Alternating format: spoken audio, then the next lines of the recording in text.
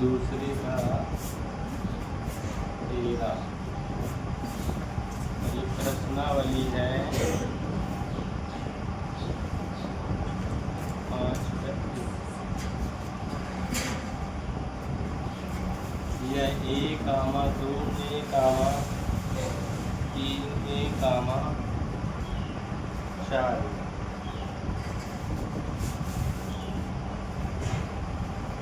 सबसे पहले हम क्या करेंगे, इसका D1 निकालेंगे।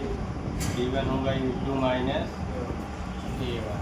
A2 का मान क्या है 2A और A1 का मान 3। ये हो जाएगा। फिर निकालेंगे D2। D2 का मान क्या होगा A3 माइनस A2। A3 का मान क्या है 3A और A2 का मान क्या है 2A। घटा देंगे।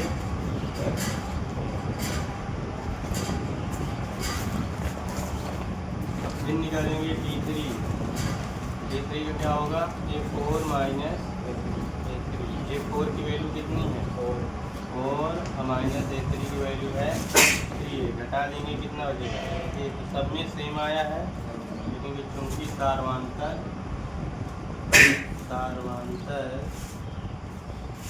समान है, इसलिए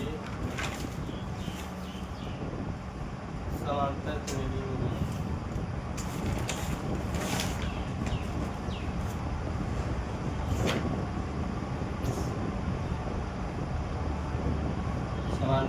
में है। तब इसके क्या निकालना है अगले 3 पर।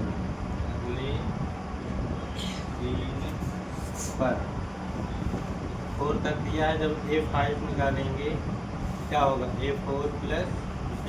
A4 की वैल्यू कितनी है 4 है। D की वैल्यू क्या आई है A। 4 और 1 जोड़ देंगे तो 5।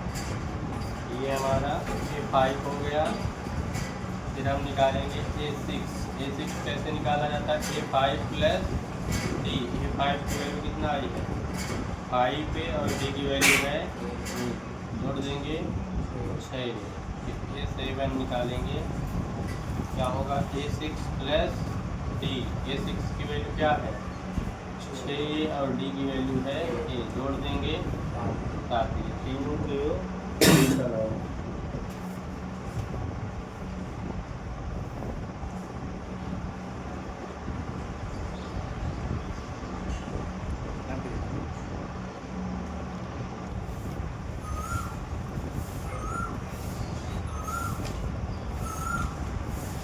नंबर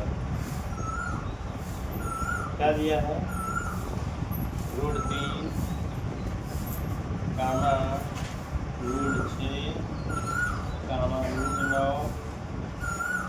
कामा √12। इसको भी A1 पहले निकालेंगे तो D1 निकालेंगे। सूत्र क्या होगा A2 माइनस A2 का मान क्या है √6 और इसका मान है √6। अब अगर इसे हम हल करना चाहेंगे तो √3 दोनों से क्या हो जाएगा कामन 3 दूना 6 होता है √2 और इधर भाग आ जाएगा तो 1। अब D2 निकालेंगे। D2 देखेंगे क्या होता है A3 माइनस A2। A3 का मान क्या है √9 है और ये है √6। 3 से कटेगा √3 का मान लेंगे तो क्या बचेगा 3 का 9 3 दूना 6। देखो यहीं से हमें पता चल गया कि दोनों सेम नहीं है। यहाँ लिख देंगे क्योंकि सारवांतर समान नहीं है, ठीक, इसलिए समांतर श्रेणी में नहीं।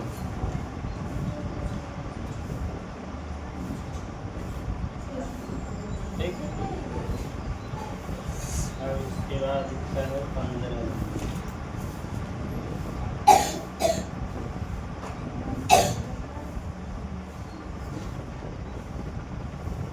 यदि 1 का स्क्वायर 5 का स्क्वायर 7 का स्क्वायर 73।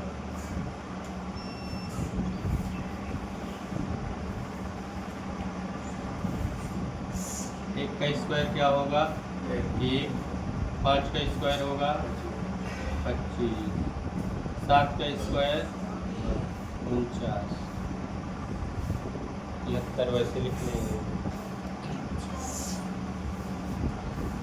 अब यहाँ पर हमें D1 पहले निकालना है। D1 क्या होगा A2 माइनस A1, A2 का मान 25 और A1 का मान 1, घटा देंगे 24।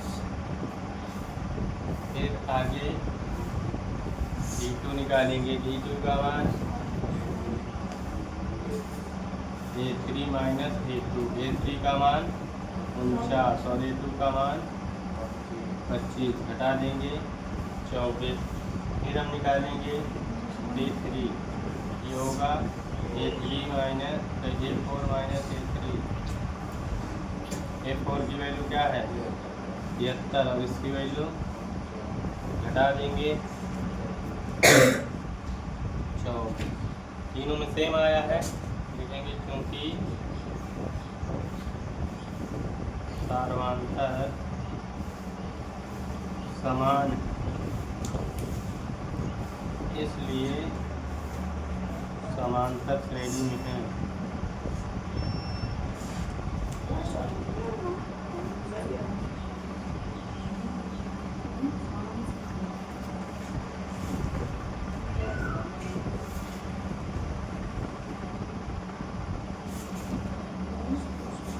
समांतर श्रेणी में है तो अगले 3 पद निकालना है, ठीक है। अगले 3 पद A5, ठीक, क्या होगा A4 प्लस B, A4 की वैल्यू कितना है 73 और D का मान क्या आया है 24, जोड़ देंगे 4 3 7 7 2 9। फिर A6 निकालेंगे, ये आएगा A5 प्लस D, A5 की वैल्यू क्या है 97 प्लस 24, जोड़ देंगे कितना आ जाएगा 101।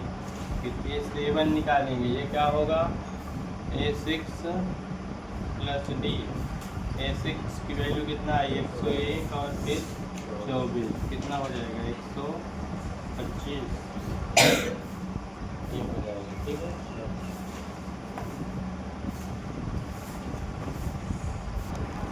दी हुई समांतर श्रेणी की प्रथम 4 पद लिखिए, जबकि प्रथम पद A और सार्वधातुक D निम्नलिखित है, ठीक है। प्रथम 4 पद हमें लिखना है।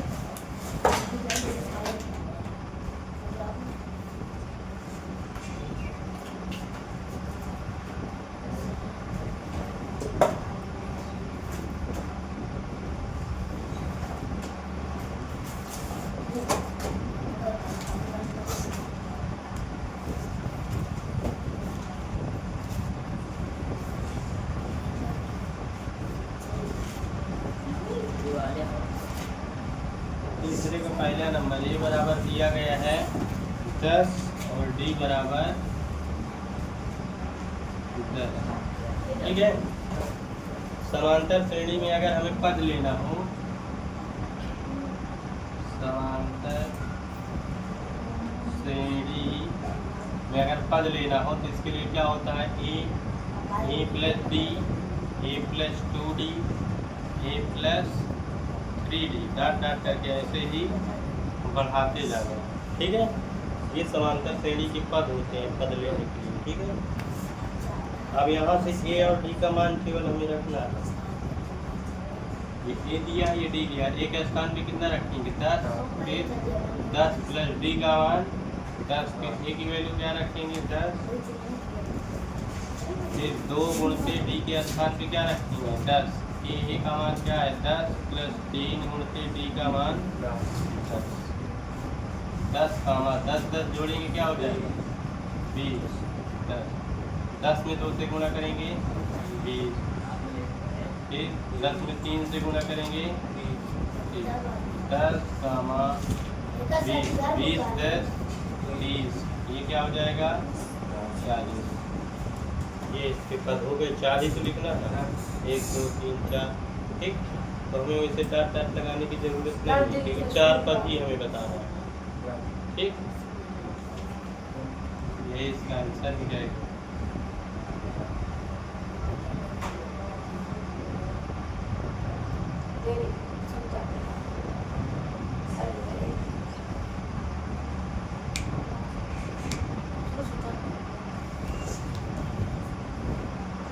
सेकेंड नंबर ए बराबर दिया गया है -2 और डी बराबर दिया गया है 0, इसी में रखना है। ठीक है, तो क्या होगा A comma A plus D A plus 2d comma A plus 3d। A की वैल्यू क्या है -2 प्लस डी की वैल्यू 0 -2 प्लस डी की वैल्यू क्या होगी 0, फिर -2 प्लस डी की वैल्यू क्या होगी -2, जोड़ेंगे तो क्या आएगा -2, फिर -2 2 में 0 से गुणा होगा 0, फिर -2 फिर इसका गुणा करेंगे 0, -2 2 में 0 जोड़ेंगे तो क्या आएगा -2, फिर -2 में 0 जोड़ेंगे